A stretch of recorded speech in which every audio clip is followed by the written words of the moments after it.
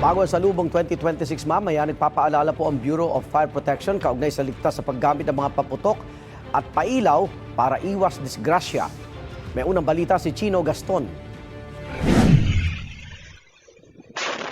Ang sinapit ng mag-amang bumili ng paputok sa Santa Barbara, Pangasinan ang dapat pag-ingatan ngayon ng iba pang namimili ng paputok.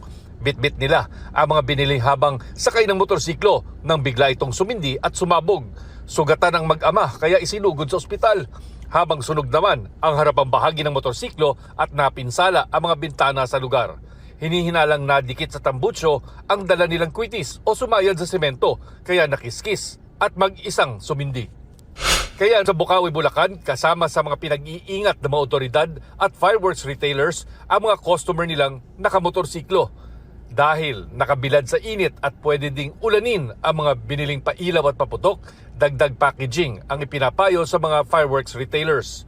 Napaka-sensitive talaga kasi ng ignition ng ng firecrackers and pyrotechnics. Kaya dapat talaga sa ilagay sa tamang lalagyanan. Yung boxer na secured o di kaya yung mga plastic na naka-sealed.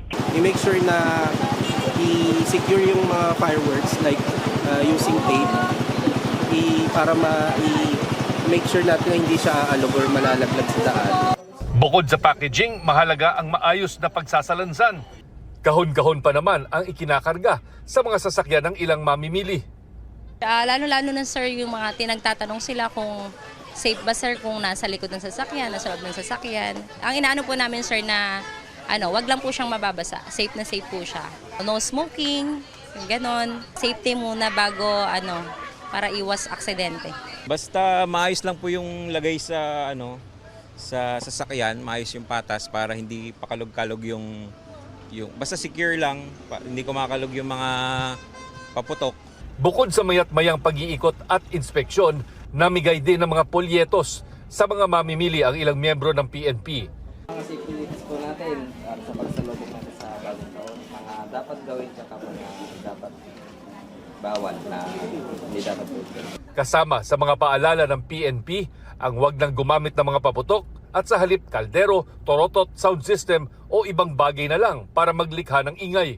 Iwasan ang mga iligal na paputok gaya ng pikulo at mga hindi rehistradong firecrackers. Huwag damputin ang mga hindi sumisinding paputok. Huwag hayaan ang mga bata maglaro ng fireworks na walang bantay. Muling paalala ng BFP sa gagamit ng pailaw at paputok, gumamit lang ng pailaw at paputok na aprobado ng DTI. Huwag hahawakan ang mga pailaw at paputok kung sisindihan at tiyaking malayo sa tao at kabahayan ang pagsisindihan ng mga ito. Ito ang unang balita, Chino Gaston, para sa GMA Integrated News. Igan, mauna ka sa mga balita, mag-subscribe na sa GMA Integrated News sa YouTube para sa iba't ibang ulat sa ating bansa.